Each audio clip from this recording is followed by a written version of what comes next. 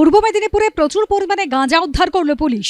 Rail police সূত্রে খবর, রবিবার রাতে পাঁশকুড়া স্টেশনের প্ল্যাটফর্মে টহলদারির সময় সাব ইন্সপেক্টর আশিস ভৌমিকের নজরে আসে দুটি ট্রলি ব্যাগ। দাবিদারহীন অবস্থায় প্ল্যাটফর্মে পড়ে থাকা ওই ব্যাগ দুটি বাজেয়াপ্ত করল রেল পুলিশ।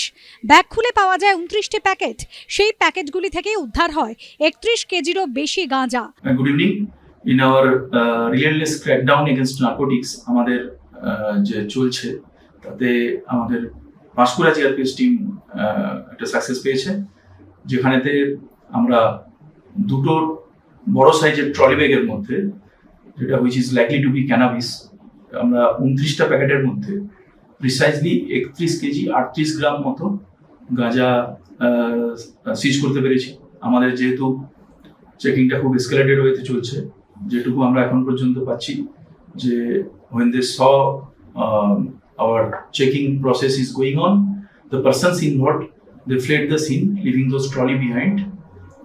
তো সেগুলোকে আমরা প্রসিডিওর মেনটেন করে আমাদের ইন্সপেক্টর হেডকোয়ার্টার রেলওয়ে পুলিশের প্রেজেন্সে সিজ হয়েছে আন্ডার ভিডিওগ্রাফি এবং পুরো প্রসেসটা, এবং আমরা we have registered a case under befitting sections of NDPS, এবং আমরা we will be furthering this investigation definitely, যেটা রুট পর্যন্ত যাওয়ার জন্য এই র্যাকেটের, এবং এই সিজ মেটেরিয়াল আমরা যেগুলো এসওপি মেনটেন করে কোর্টের কাছে আমরা ইনভেন্টরি এবং পরবর্তীকালে এফএসএল এর জন্য আমরা পাঠিয়েছি। ধন্যবাদ। মাদক পাচার আইনে পাঁশকুড়া রেল পুলিশ থানায় রুজু হয়েছে শতপ্রণোদিত মামলা। ABP live. আর এদিকে এই শহরে সকাল থেকে শুরু হয়েছে একসঙ্গে 6 জায়গায় ইডির তল্লাশি। কসবা এবং বালিগঞ্জের ত্রাস সোনা পাপ্পু, তার বাড়িতে কিন্তু ইতিমধ্যেই পৌঁছে গিয়েছেন ইডি আধিকারিকরা। ফান রোডে সেখানে যেমন চলছে তল্লাশি, আর অন্যদিকে সান ইন্ডাস্ট্রি সেখানেও কিন্তু ইতিমধ্যেই তল্লাশি শুরু হয়েছে। সরাসরি আমাদের দুই প্রতিনিধি আমাদের সঙ্গে রয়েছেন, একদিকে প্রকাশ সিনহা রয়েছেন, অন্যদিকে আবির দত্ত। আমি প্রথমেই প্রকাশের কাছে চলে যাব। প্রকাশ, সেই সোনা পাপ্পু কাকুলিয়ার ঘটনায় একেবারে তাণ্ডব চালিয়েছিল, ফেসবুক লাইভে তাকে বারবার দেখা গিয়েছে, অথচ পুলিশের খাতায় আজ পর্যন্ত সে পলাতক। সেই সোনা পাপ্পুর এই ফার্ন রোডের এলাহি প্রাসাদ সম একটা বাড়ি, যে বাড়িতে আজকে ইডি আধিকারিকরা পৌঁছেছেন, কি অভিযোগ?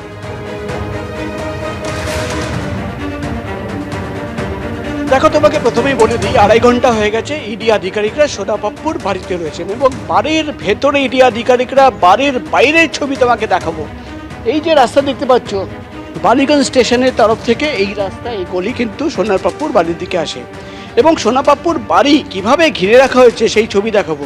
তুমি দেখতে পাচ্ছ সোনা পাপ্পুর বাড়ির সামনে এবং বাড়ি থেকে প্রায় 30 মিটার দূরে 2 কেন্দ্রীয় বাহিনী জওয়ানরা ডান দিকে, বাঁদিকে আধা সেনার জওয়ান একজন দাঁড়িয়ে রয়েছেন, তারপর ইডির গাড়ি, এবং সামনে তুমি দেখতে পাচ্ছ সোনার পাপ্পুর এই সাদা রঙের বাড়ি।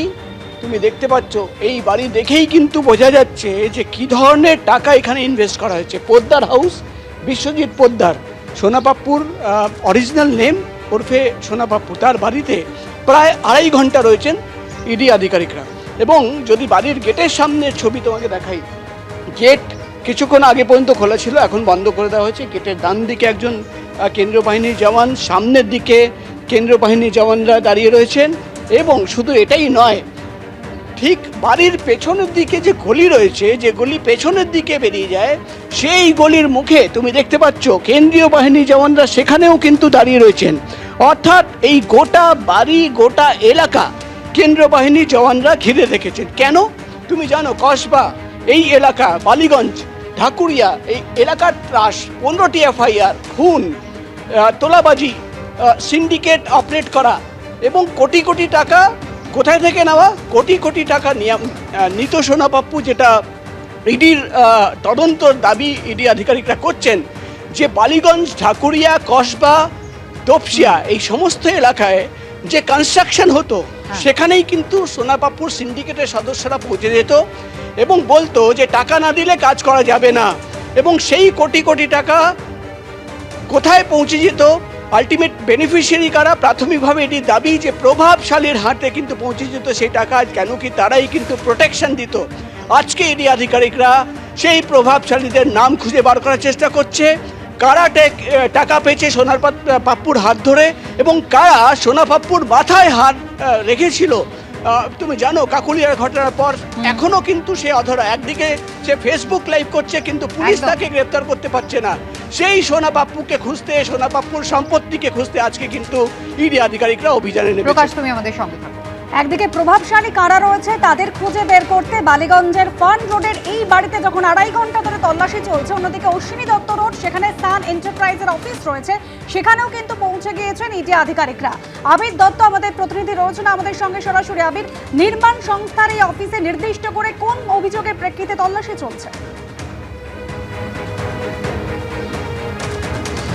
দেখো, যেখানে আমরা দাঁড়িয়ে রয়েছি অশ্বিনী দত্ত রোড, এবং সকাল থেকে এখানে এনফোর্সমেন্ট ডিরেক্টরেটের অফিসাররা আসলেও তারা ঢুকতে পারছিলেন না। কিছুক্ষণ আগেই তারা এই যে সান গ্রুপের যে বোর্ড লাগানো রয়েছে অশ্বিনী দত্ত রোডের এই যে ঠিকানা, সেখানে তারা ইতিমধ্যে এই যে অফিসের ভেতরে প্রবেশ করেছেন। সেন্ট্রাল ফোর্সের জওয়ানরাও রয়েছেন, পুরোপুরি ঘিরে রাখা হয়েছে এই অফিসের চারিদিক। মূলত যেটা জানা যাচ্ছে যে বিভিন্ন জায়গাতে যে কনস্ট্রাকশন বিভিন্ন হয়েছে, এবং সেই সন্দেহভাজন বেশ কিছু কনস্ট্রাকশন যেগুলোর কাগজপত্র থেকে আরম্ভ করে যেগুলোর সংক্রান্ত যে লেনদেনগুলো হয়েছে, এই সমস্ত কিছুতে বেশ কিছু কিন্তু বিষয় রয়েছে যেগুলো তদন্তের আওতায় আনতে চান এনফোর্সমেন্ট ডিরেক্টরেটের আধিকারিকেরা।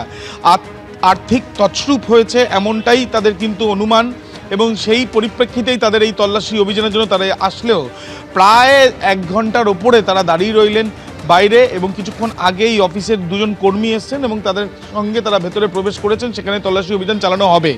মূলত যে 6টি জায়গায় তল্লাশি অভিযান চালানো হচ্ছে, যেটা সূত্র মারফত জানা যাচ্ছে, এই সান গ্রুপ বা এই যে রিয়েল এস্টেটের যে ব্যবসা যে কোম্পানি রয়েছে, সেই কোম্পানি বিভিন্ন জায়গাতে জায়গা নিয়ে সেখানে কনস্ট্রাকশন তৈরি করেছে। ফ্ল্যাট দেওয়ার নামে বা জায়গা দেওয়ার নামে বেশ কিছু লেনদেন হয়েছে। সেই ক্ষেত্রে তারা যে পলিসিতে এই লেনদেন করেছে বা যে ধরনের লেনদেন হয়েছে, সেখানে টাকার যে উৎস, সেই সংক্রান্ত বেশ কিছু বিষয় নিয়ে তদন্ত চালাতে চান ইডির আধিকারিকেরা, গোয়েন্দারা, এবং সেই জন্য তারা ইতিমধ্যে দেখা যাচ্ছে এই তল্লাশি অভিযান চালাচ্ছেন। অর্থাৎ আর্থিক তছরূপ হয়েছে কোটি কোটি টাকার, সেইটার পরিপ্রেক্ষিতেই কিন্তু এই তল্লাশি অভিযান চালানো হচ্ছে, সেই ছবিটাই আমরা দেখতে পাচ্ছি। ধন্যবাদ আবির। নদিয়ার হাঁসখালির বিডিও সাসপেন্ড। হাঁসখালির বিডিও সায়ন্তন ভট্টাচার্য সাসপেন্ড। প্রশিক্ষণ কেন্দ্রেই আক্রান্ত ভোটকর্মী প্রাথমিক শিক্ষক। বিডিওর বিরুদ্ধে হামলার নেতৃত্ব দেওয়ার অভিযোগ। শোকজের পরে বিডিওকেই সাসপেন্ড করল নির্বাচন কমিশন।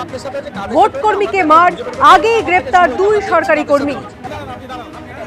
প্রশিক্ষণের শুরুতে কেন মুখ্যমন্ত্রীর ভিডিও? আচরণবিধি লঙ্ঘনের অভিযোগ তুলতেই ভোটকর্মীকে মার।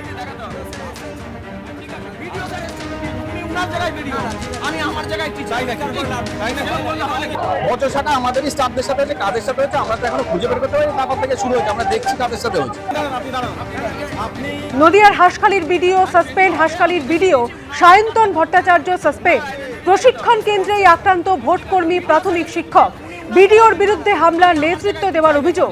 শোকজের পরে বিডিওকেই সাসপেন্ড করল নির্বাচন কমিশন।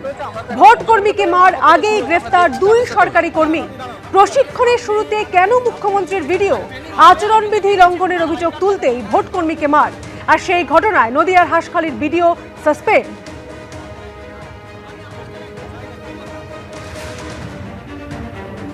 এবিপি আনন্দ, এগিয়ে থাকে, এগিয়ে রাখে।